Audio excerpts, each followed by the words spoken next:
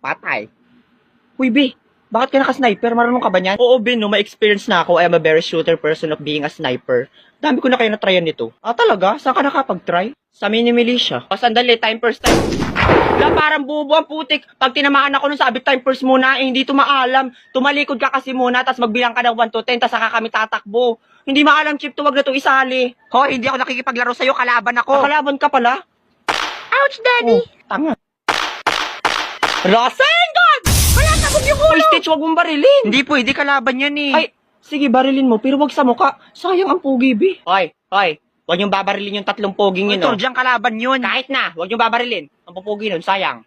Yun, yung isang yun, mukhang terorista, barilin nyo. Ay, kakampi natin yan eh. Wala akong paki, bombahin nyo yun. Sumusuko na po ako. Opo, sumusuko na, hindi ako lalaban. Pero pwede ba nga magkulong sa akin yung may abs? Oo, ang gwapo. Hoy,